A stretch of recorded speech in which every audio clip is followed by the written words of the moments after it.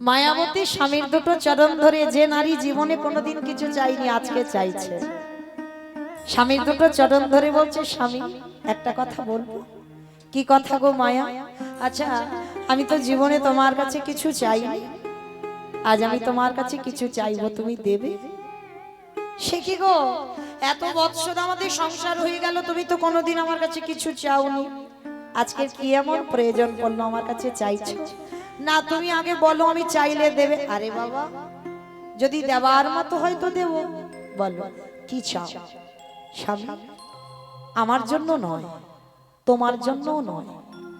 যা বাবা, এখন সংসারে তুমি আর আমি ছাড়া তো কেউ নেই, তাহলে তুমি কার জন্য চাইছো? স্বামী, আমার খুব ভয় হয়। ভয়? এত বৎসর পর আবার তোমার কিসের ভয় হয়? না, আমার তোমার জন্য ভয় নয়। কিসের ভয় জানো? আমি আছি, আমার প্রভুর সেবা হচ্ছে। আমি যদি চলে যাই পৃথিবী থেকে, তুমি যদি থাকো তুমি সেবা দেবে, কিন্তু যেদিন আমরা দুই লোকে কেউ থাকবো না, আমার এই রাধা মাধবের সেবা দেবে কে গো? আমরা দুজন চলে গেলে আমার প্রভু কি উপবাসে থাকবে? চুপ করো, চুপ করো। ছি ছি ছি ছি ছি। মায়া, এত কিছু জগতে চাইবার ছিল, তুমি চাইতে পারলে না, তুমি আমার কাছে সন্তান চাইছো। স্বামী, ভুল বুঝো না, আমি তো কোনোদিন আমার জন্য কিছু চাইনি, তোমার জন্য চাইনি। আমার শুধু মনে হলো আমার অবর্তমানে আমার প্রভু সেবা দেবে কে। আমি তোমার প্রভুর জন্য চেয়েছি, আমার জন্য নয়। চুপ করো মায়া। সন্তান সুখ দিতে পারে না, ওদের কাছ থেকে শুধু জ্বালা অশান্তি ছাড়া তুমি জীবনে কিছু পাবে না। স্বামী, আমি কি তোমাকে একবারও বলেছি যে গান্ধারীর মতো আমার 100 ছেলে চাই? আমি তো বললাম আমার একটা ছেলে হলেই হবে। মায়া, 100টা ছেলের মার যে জ্বালা, একটা ছেলের মার ওই একই জ্বালা। আর তাছাড়া তুমি কেন ভুলে যাচ্ছ মায়া? তুমি তো আমার বউ নও, তুমি তো আমার স্ত্রী নও, তুমি তো আমার সহধর্মিণী। আপনারা প্রশ্ন করবেন, মৌমিতা, আরে যে বউ যে স্ত্রী সেই তো সহধর্মিণী বলে না? এদের চরিত্র, এদের ব্যবহার, এদের আচরণ তফাৎ হবে। সহধর্মিণী তাকেই বলবে যে স্বামীর ধর্মের কাজে সাহায্য করে। স্বামী যদি অসৎ পথে চলে যায়, নেশাগ্রস্ত, জুয়া খেলে, মাতাল, একাদশী করে না, পরিবাসরে যায় না, ভাগবাদাসরে যায় না, ঘোর নাস্তিক, যদি তুমি সেই পুরুষের ঘরণী হও, যদি তুমি তোমার স্বামীকে কৃষ্ণ ভজনে ঠেলে দিতে পারো, তাহলে তুমি নিজে থেকে অনুভব করতে পারবে তুমি জগতে হয়েছে সহধর্মী। স্বামী স্ত্রী যুগলে বসে ভগবানের চরণ সেবা করতে হবে। কারণ একটা কথা মনে রাখতে হবে, মা কৃষ্ণ ভজিবার তরে সংসারে আয়ন, মিছে মায়ায় বদ্ধ হয়ে বৃক্ষ সম হইল। কথা দিয়ে এলাম কৃষ্ণ ভক্ত হব, হলাম আমরা মায়ার ভক্ত, ভুলে গেলাম কৃষ্ণ ভজন। মায়া, একটা কথা মনে রেখো, চাইলে কম হয়। তুমি যদি আমার ভগবানকে ডাকার মতো ডাকতে পারো না, এত কিছু দেবে, এত কিছু দেবে, তুমি রাখবার জায়গা পাবে না। তাই কোনোদিন তুমি কিছু চেও না। ঠিক আছে স্বামী, তুমি যখন বলছো আমি কোনোদিন কিছু চাইবো না, কিন্তু কষ্টটা কখনো হয় জানো? যখন কোনো একটা ছোট্ট বাচ্চাকে কোলে নিতে যাই, তার মারা আমায় দূর দূর করে দাঁড়িয়ে দেয়, বলে আমি নিঃসন্তানী, আমার মুখ দেখা মহাপাপ, আমার হাতে দানও শুদ্ধ হয় না, কেউ নেয় না। বলো না স্বামী, এত ডাকি, এত কাঁদি, ভগবানকে পারেন আমার কোল আলো করে কাউকে পাঠাতে? মায়া, একটা কথা মনে রেখো, ডাকার মতো ডাকো, ভালোবাসার মতো বাসো, সে অসাধ্যকেও সাধন করতে পারে।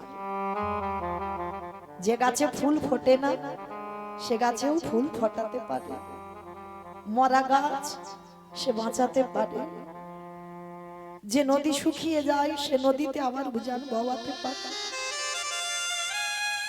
শুধু ডাকার মতো ডেকে যাও, কিন্তু ফলের আশা নিয়ে নয় যে আমি পাবো। শুধু ভজন করে যাও, সময় মতো দেখবে তার কৃপা যদি হয় ঠিক পেয়ে যাবে। ঠিক আছে স্বামী, আমি কথা দিলাম তোমাকে ছুঁয়ে জীবনে আর কোনোদিন ভগবানের কাছে চাইবো না। বাহ, প্রতিদিন স্বামী স্ত্রী বসে বসে ভজন সাধন করে, কিন্তু মায়াবতী আর কোনোদিন ভগবানের কাছে মুখ ফুটে বলে না তোমার সেবার জন্য আমার একটা সন্তান দাও। কোনোদিন বলে না, মনের কথা মনে রেখে দেয়, ভজন সাধন করে যায়। একদিন মায়াবতীর চোখের জল ভগবানের চরণে পৌঁছে গেল, আর ভগবানের চরণে যখনই পৌঁছে গেল, ভগবান একদিন দৈববাণী করে উঠল, মায়াবতী তোমার কোল আলো করে আমি একটা সন্তান পাঠাবো, তবে তার বিনিময়ে তোমাকে একটা পরীক্ষা দিতে হবে। পরীক্ষা? কি পরীক্ষা? সন্তান তুমি গর্ভে পাবার পর তোমাকে বেছে নিতে হবে, সন্তানকে যদি তুমি বাঁচিয়ে রাখতে চাও চিরজন্মের মতো তোমার স্বামী মারা যাবে, আর যদি তুমি তোমার স্বামীকে বাঁচাতে চাও চিরজন্মের মতো তোমার গর্ভের সন্তান গর্ভেই মারা যাবে। চিৎকার করে বলে উঠল, দয়াময় দয়াময়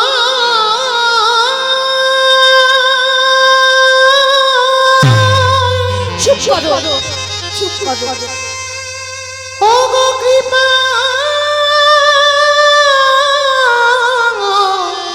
কৃপা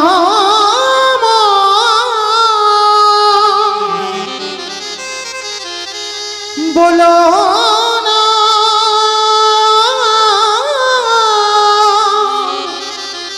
ও গো দয়া,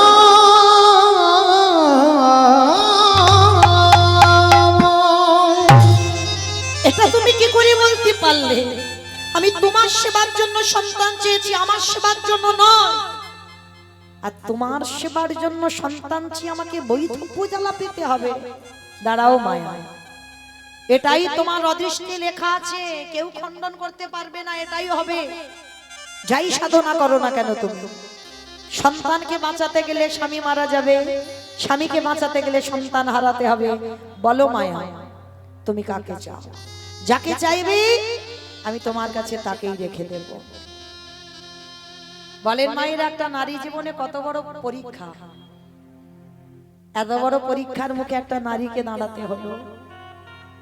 একদিকে স্বামী, একদিকে সন্তান। আচ্ছা বলেন তো মা, আপনারা কাকে বেশি ভালোবাসেন? সন্তান। বাহ। আর কেউ? আর কেউ বাসে? দুজনকে দুজনকে। এটা তো মন রাখা কথা হলো। সবাই সন্তান, স্বামী। আবার কেউ কেউ স্বামী স্বামী বলছে কিন্তু মুখ ফুটে বলতে পারছে না। আবার কিন্তু কেন বলতে পারছে না জানো? হয়তো তার স্বামী কোথাও বসে দেখছে, কিন্তু তার বউয়ের দিকে দেখিও কি বলে। আর যদি একবার বলে ছেলে ভালোবাসি, কালকের মৌমিতার কীর্তন শোনার ব্যবস্থা করে দেবে, কাল আর আসতে দেবে না। তবে মনে রাখতে হবে মা, এইখানে কেউ কারোর স্বামী নয়, কেউ কারোর ভাসুর নয়, কেউ কারোর শ্বশুরও নয়। এখানে আমাদের একটাই পরিচয়, আমরা সবাই হলাম কৃষ্ণ চরণের দাস। আর কোন জাতেরও বিচার নয়, একটাই চরণে, ওই কৃষ্ণ চরণের দাস আমরা। কোন নারী পুরুষ ভেদাভেদ নয়। এখানে যে কথা বলতে হবে মা, ভেবে বলতে হবে। বেশিরভাগ মা বলবে যদি ভোট করা যায় না, সন্তান ভালোবাসি, তবে স্বামী ভালোবাসি না। স্বামী যদি 19 হয়, সন্তান একটু বেশি হবে, 20, একটু বেশি হবে। সে যে যতই বলুক না কেন আমি স্বামী ভালোবাসি না, তোমার হৃদয়কে মনকে প্রশ্ন করবে একটু তুমি ছেলেকে বেশি ভালোবাসো কেন? যে মা 10 মাস গর্ভে যাতনাটা পেয়েছিস, সে মা জানে এই নারীর বেদনাটা কতটা। তো আজকের মায়াবতী এক বাক্যে বলে ছিল তুমি আমার সন্তানকে দাও। কেন? এ তো আমার সেবার জন্য নয়, আমি তোমার সেবার জন্য চেয়েছি। তাহলে তোমার সেবার জন্য যদি আমাকে বৈধব্য জ্বালা পেতে হয়, আমি হাসতে হাসতে মেনে নিলাম। আমি বৈধব্য জ্বালা পেয়ে এইটুকু তো জানবো, আমি কষ্ট পেয়ে আমি মরার আগে তোমাকে সুখী করে গেছি। তাই দাও, আমার স্বামীকে কেড়ে নিয়ে আমার সন্তানকে দাও। ভগবান চমকে উঠল, মায়াবতী তোমার এত ত্যাগ আমার জন্য? তবে কথা দিলাম, তোমার এই আমার জন্য এত বড় ত্যাগের জন্য যতদিন তুমি গর্ভ লুকিয়ে রাখবে ততদিন তোমার স্বামী জীবিত থাকবে। আর যেদিন তোমার গর্ভটা বহিঃপ্রকাশ হবে সেই দিনই তোমার স্বামীর মৃত্যু। একটা নারী যদি এই সংবাদটা পেয়ে যায় তার দুর্দশাটা কেমন হয় না? খায় না, ঘুমায় না, সারাদিন ভগবানের কাছে কাঁদে। আর কাঁদতে কাঁদতে একটা দিন এলো, দেখতে দেখতে মায়ের 5 মাস, আর 5 মাসে 5 মাসের গর্ভবতী মা যেই না নয়ন জলে কাঁদছে। একদিন দ্বিজ ঘোষ ভর দুপুর বেলা এসে বলছে, মায়াবতী এ কি এত আনন্দের কথা তুমি আমাকে বলনি কেন? তুমি কাঁদছো কেন? সেদিন মায়াবতী প্রকাশ করলো, স্বামী আমি কাঁদছি তার একটাই কারণ, যে সন্তান আমার গর্ভে আছে তুমি জেনে গেলে মানে আজই তোমার মৃত্যু হয়ে যায়। সঙ্গে সঙ্গে অজানা জ্বর প্রবেশ করলো শরীরে, অসহ্য যন্ত্রণা বুকের দ্বিজ ঘষে ধুলায় ছটফট করছে। ছটফট করতে করতে বলে উঠলো, মায়াবতী আর বুঝি আমি বাঁচবো না মায়া, আর বাঁচবো না। পাগলের মতো ছটফট করতে করতে মায়াবতীর হাতটা মাথায় দিয়ে বলছে, কথা দাও আমার মৃত্যুর পর যে সন্তান তোমার গর্ভে আছে তাকে করে তুলবে তুমি কৃষ্ণ ভক্ত। কথা বলে দ্বিজ ঘোষে মৃত্যু হয়ে গেল। স্বামীর মরা মাথাটা নিয়ে বসে বসে কাঁদছে। লীলার পাশে ভাবুক বলে বলেন, কেউ যদি চলে যায় তাকে কি আরো ধরে রাখতে পারবে? যেতে তো সবাইকে হবে, 2 দিন আগে আর 2 দিন পরে। কি মাইরা যেতে তো হবে। স্বামীর মাথাটা নিয়ে কাঁদছে আর লীলার পাশে বলে চলে যাই যদি বাঁধন ছিঁড়ে কাঁদিস কেন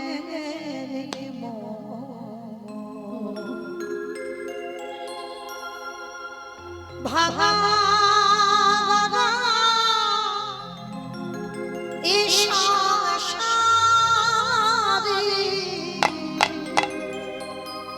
আছে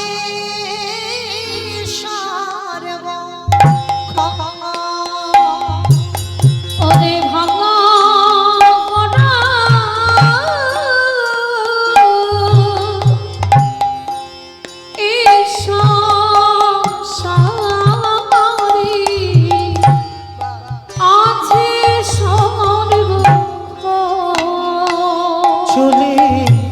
যাই যদি স্বামীর মরা মাথাটা নিয়ে কাঁদছে। বাঁধন ছিঁড়ে কাঁদিস কেন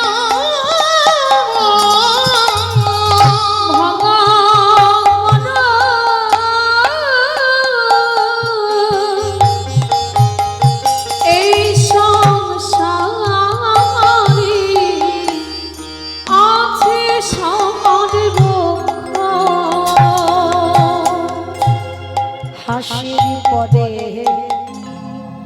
কান্না আসে, দুঃখের পরে আধার রাতে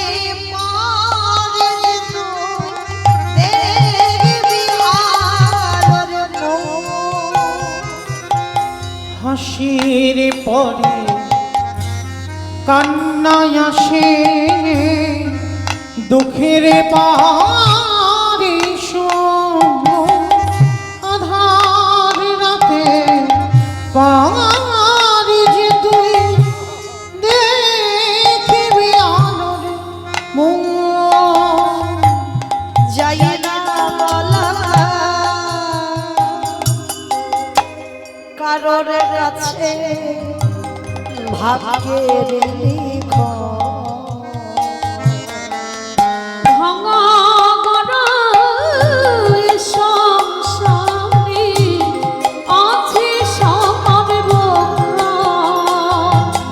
ওরে ভাঙা গড়া এ সংসারে আছে সবার বকরা। ওরে মন আছে সবার বকরা। ওরে মন তুমি কেড়ে নিও না কেড়ে নিও না ওগো দয়া।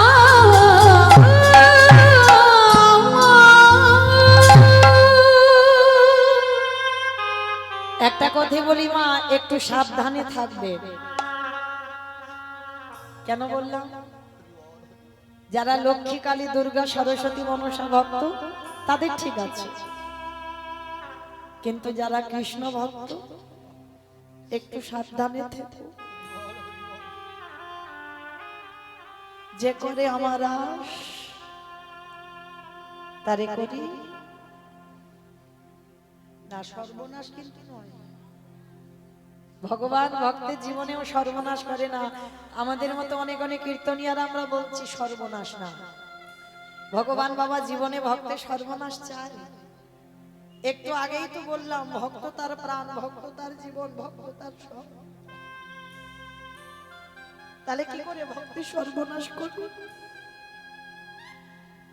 আমরা বলি ভুল, শুনি ভুল। যে করে আমার আশ তারে করি সর্বনাশ।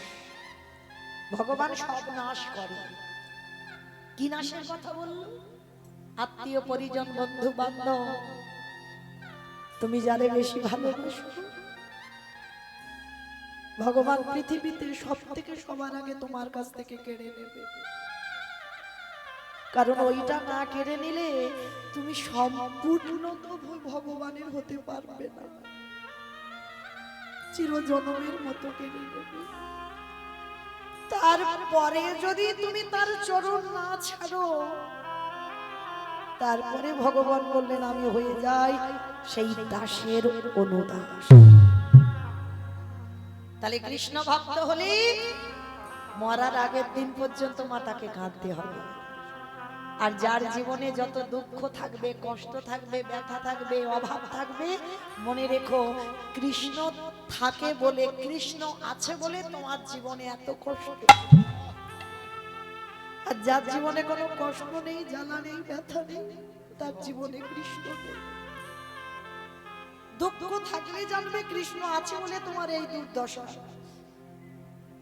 তো আজকের মায়াবতী চলে গেল চিরজন্মের মতো গর্ভবতী 5 মাস। গ্রামের লোকজনেরা এসে বলে উঠলো তুই বিচারিনী, কলঙ্কিনী, অসতী। কি গো, মীরাবাইকে বললো না? আমার রাধারানীকে বললো না? কৃষ্ণ চরণে যদি তুমি সমর্পিত হও, তোমাকেও বিচারিনী হতে হবে, তোমাকেও কলঙ্কিনী হতে হবে, তোমাকেও অসতী হতে হবে। আজকের মায়াবতী বসে বসে কাঁদছে। গ্রামের লোকজনেরা সব এসে বলে উঠলো তোর এই গর্ভে পাপের কথা শুনেই তো তোর স্বামীটা মরলো। তাহলে স্বামীটাকে খেলি, গর্ভে যে পাপটাকে ধরেছিস তারও খাবি, আবার আমার বাড়িতেও আসবি, যার বাড়িতে যাবি তার বাড়িতে খাবি। একে বের করে দাও গ্রাম থেকে। সবাই মারতে মারতে গ্রামের বাইরে বের করে দিল। মায়াবতী কাঁদে আর বলে দয়াময়, দুঃখ দাও, জ্বালা দাও, যন্ত্রণা দাও, সব দাও, আমি সুখ কোনোদিন চাইনি, দুঃখই দাও, কিন্তু সহ্য করবার মতো ক্ষমতাটুকু আমায় একটু দিয়ে রেখো। আমি যেন যে দুঃখটা তুমি দেবে আমি যেন সহ্য করবার ক্ষমতাটুকু রাখতে পারি।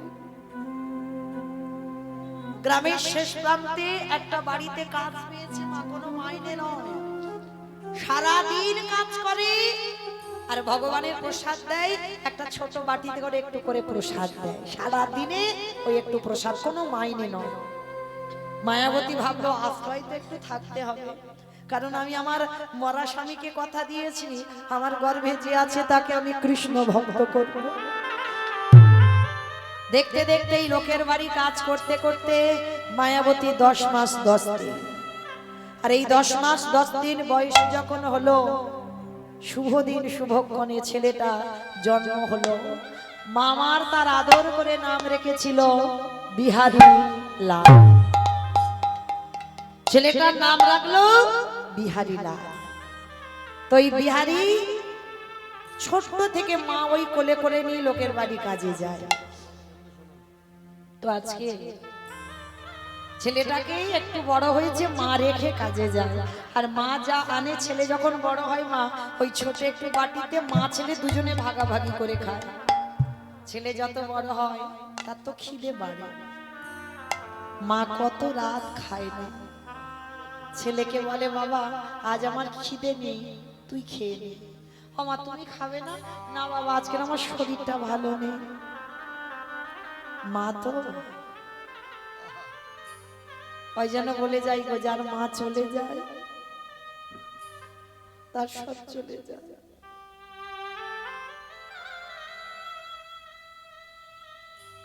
আজকে ছোট ছেলেটা বাড়িতে সকাল থেকে বসে আছে, শুধু জল খেয়েছে, কিছু খাইনি। ভগবান মনে মনে ভাবছে দেখি একবার ভক্তকে ঘষে মেজে নিয়ে তো দেখি, শ্যাকরা যেমন সোনাকে ঘষে নেয় ভগবান ভক্তকে ঘষে নেয়। তো আজকের ভগবান পরীক্ষা করেছে, যে বাড়িতে কাজ করে মা সে বাড়িতে আজকে আত্মীয় বাড়িতে যাবে, ভগবানের ভোগ লাগায়নি, কিছু প্রসাদ দেয়নি।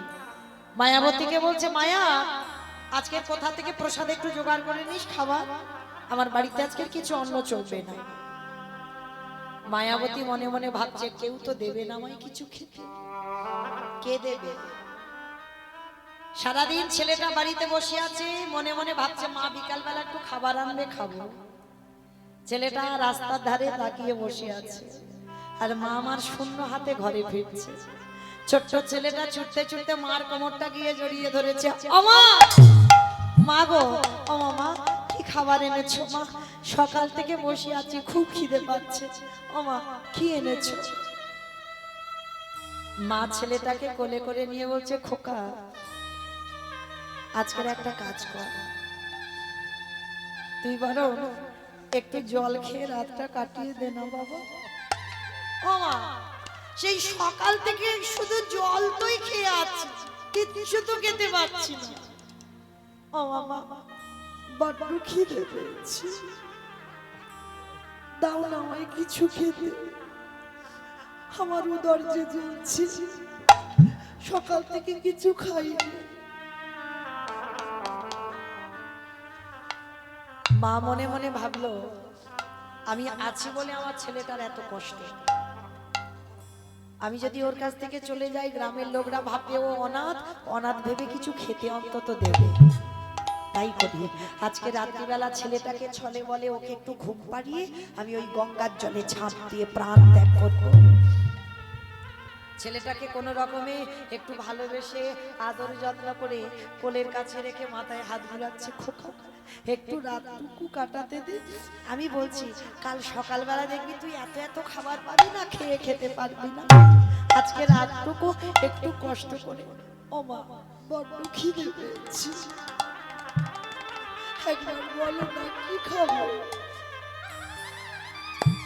বলেন তো মা, সন্তান যদি মায়ের কাছে খেতে চায় আর মা যদি কিছু দিতে না পারে,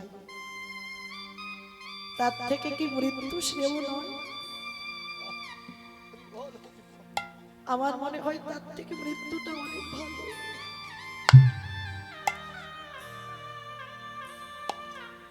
ছেলেটাকে কোলের কাছে রেখে মাথায় হাত বুলাচ্ছে, আর ছেলেটা খিদের জ্বালায় কাঁদতে কাঁদতে কখন ঘুমিয়ে পড়েছে। আর যেই না ঘুমিয়ে পড়েছে ছেলেটাকে আস্তে আস্তে করে পাশে রেখে মায়াবতী আমার ভগবানের চরণে গিয়ে জানাচ্ছে দয়াময় আমি চলে যাচ্ছি চিরজনমের মতো। আমার ঘুমন্ত ছেলেটা রইল, তোমার কাছে কিছু চাই না আমি।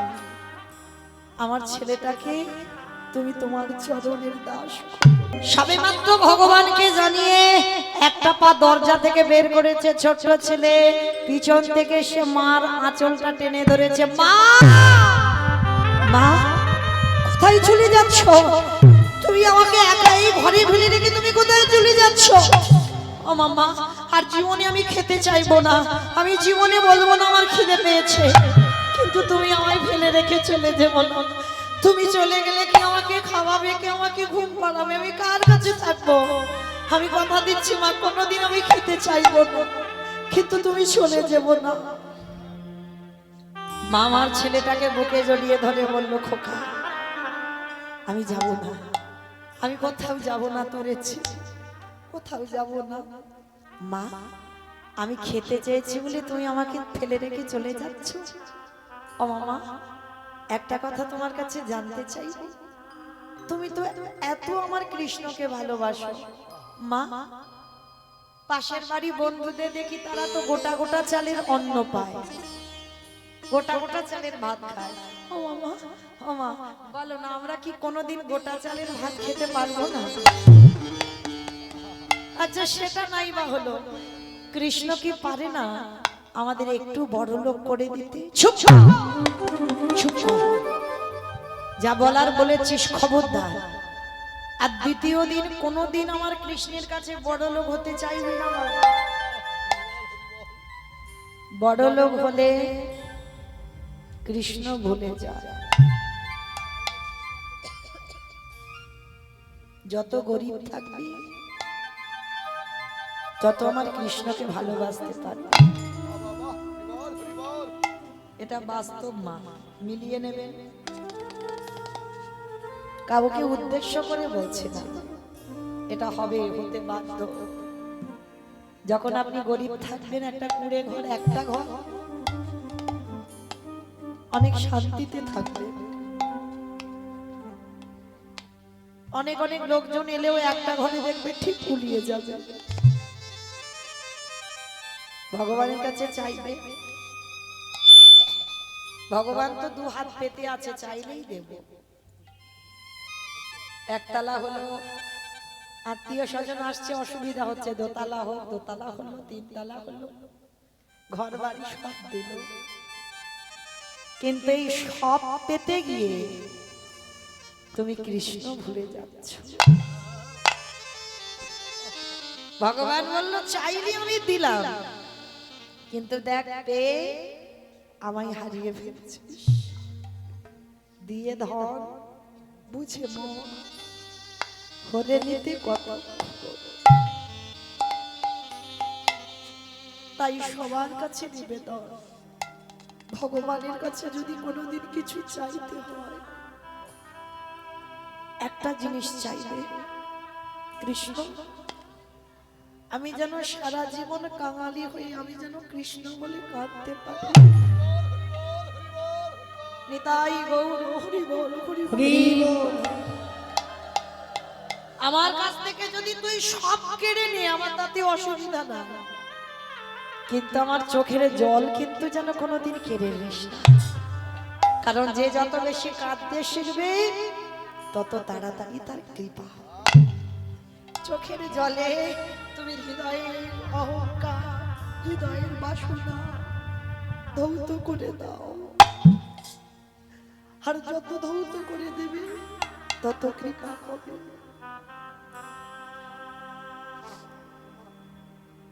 মা আজকের বলছে, খোকা খবরদার, এ জীবনে যতদিন বাঁচবি বড় লোক হতে চাইবি না। বড় লোক হলে কৃষ্ণ চলে যাবে, যত কাঙাল থাকবি তত কৃষ্ণ কাছে থাকবে। ঠিক আছে মা, তুমি যখন বলছো, আমি কোনোদিন কৃষ্ণের কাছে বড় লোক হতে চাইবো না। কিন্তু জানো মা, তুমি লোকের বাড়ি কাজ করো, আমাকে এত বড় করেছো, কত রাত তুমি খাও না, আমার খুব কষ্ট হয়।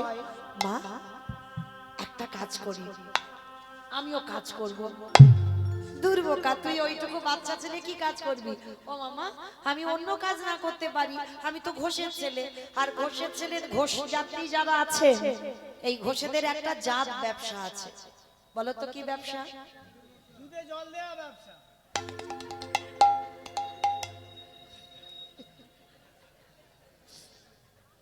ওইটাকে আমাকেই বললো না, আমার বাবা দেয় না, কারণ আমার বাবা দুধের ব্যবসা নয়, ছানার ব্যবসা। সে জল তো দিতেই হবে, কারণ হিসাবটা কি দুধের হবে? মা দুধের হলে নয় হতো, ছানার হবে তো। তাহলে আমার বাবা দেয় না। তো আজকের এই গোয়ালা জাতি যারা, এরা অন্য কাজ না পারুক, এরা ওই গরুর কাজগুলো খুব ভালো পারে। তো আজকের বিহারি বলছে, ও মামা, তোমার দুঃখ মোচন করতে আমি একটা কাজ নেব। তা মা হেসে হেসে বলছে, ওই দেখো ওইটুকু ছেলে ও নাকি কাজ করবে। তা যা যা দেখি কোথা থেকে কাজ পাস জানিয়ে আয়। তা একটা বড় লোক বাড়িতে গেছে, 3 তলা বাড়ি। বাবুজি, ও বাবুজি, আমার মার খুব কষ্ট গো, লোকের বাড়ি কাজ করে করে আমায় এত বড় করেছে। ও বাবু, তোমার গোয়ালে দেখলাম অনেক গরু আছে, আমার দুটি চড়াতে দেবে গো? যা মাইনে দাও দেবে, আমি একটু মার দুঃখ মোচন করতে চাই। বড় লোকটির হৃদয়টা দুলে উঠলো, আহা, এতটুকু দুধের বালক, এর এত মাতৃভক্তি। এই তা শোন, আমার গোয়ালে 6টা গরু আছে, তুই চড়াস। যেই না বলেছে 6টা গরু আছে চড়াস, লীলার পাশে বললেন, ভাবো করে মূর্খ, 6টা যদি গরু ও চড়াবে, তোর বাড়ি আসবে কেন? এটাই তত্ত্ব। 6টা গরু তো আপনারা চড়াচ্ছেন, আমি চড়াচ্ছি, আমার এই ছেলেগুলো চড়াচ্ছে। 6টা গরু চড়াচ্ছে, যার বাড়ি গরু আছে সেও চড়াচ্ছে, যার নাই সেও চড়াচ্ছে। আবার কেউ কেউ হয়তো গরু নিয়ে কীর্তন শুনতে এসেছে, তাই না? কাম, ক্রোধ, লোভ, মোহ, মদ, মাশ্চর্য, এই তো 6টা গরু। এই 6টা গরুকে একটা 5 বছরের বাচ্চা চড়াতে পারি? যদি 2-3টে পারবে, সব কটা পারবে না। তা লীলার পাশে ভাবুক বলছে, মূর্খ, তুমি ওইটুকু বাচ্চাকে বলছো 6টা গরু চড়াবে? বিহারি বলছে, বাবু, আমি 6টা পারবো না, আমি 4টে অন্তত পারি, জোর হয়তো 4টে পারবো, কিন্তু সব পারবো না। ঠিক আছে, তুই যে কটা পারিস তুই চড়াবি, তোর ভক্তি দেখে বড় কষ্ট হচ্ছে, এত মাতৃভক্তি। শোন, 1 মাস গরু চড়াবি, তোকে 4 আনা মাইনে দেব, 25 পয়সা। এখনকার দিনের নয়, তখনকার দিনে 25 পয়সার অনেক দাম। তা বিহারি মনে মনে ভাবছে, 25 পয়সা যদি আমার মাকে দিই, আমার মার তো একটু দুঃখ মোচন হবে। তো ছোট্ট ছেলেটা কাজে যুক্ত হয়েছে, আর প্রতিদিন মাঠে মাঠে গরু চড়ায়। আর গরু চড়ায়, আর মনের আনন্দে ওই রোদে রোদে গরু চড়ায়। আর দেখবে যারা গরু চড়ায় হাতে একটা লাঠি থাকে, তাই না? গরুগুলোকে তাড়াতে হবে। আর ওই গরুর লাঠিটা নিয়ে কি করেছে জানো বিহারি? ব্রজের কানরে বীজ ভালো, মাটি ভালো, ফসল তো ভালো হবে। কি মা ভুল বললাম? বীজ ভালো, মাটি ভালো, ফসল তো ভালো হবে। বাবা হলো বীজ, মা হলো ক্ষেত্র বা মাটি, আর ফসলটা তোমার বিহারি লাল। তাহলে মাটি ভালো হলে, বীজ ভালো হলে তার ফসল ভালো অনিবার্য। তার ছেলেটার যেমন তৈরি করেছে ছোটবেলা থেকে, ভগবানের কাছে প্রার্থনা করেছে, আমার কৃষ্ণ ভোলা পাখি দাও। একদিনও বলেনি আমার চাকরিওয়ালা ছেলে দাও, একদিনও বলেনি আমার ডিগ্রিওয়ালা ছেলে দাও। সব সময়ের জন্য মায়াবতীর একটাই কথা ছিল, যে ছেলে আসবে, আমি থাকি বা না থাকি, ও যেন কৃষ্ণ ভক্ত হয়। তা মাঠে গরু চড়াচ্ছে, ওর অন্য কিছু খেলা নয়, হাতে লাঠিটা নিয়ে ব্রজের কাননে কোন দুঃখে তুই রাজা হলি দ্বারকা। উলুধ্বনি বাইরা ব্রজের কাননে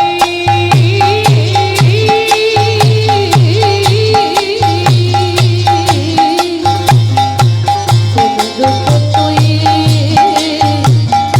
রাজা হলি তারকাপুরে। বলে বলে কোন দুঃখে তুই রাজা হলি দ্বারকাপুরে। ওই বাজিয়ে বাজিয়ে কোঠের সদাগনা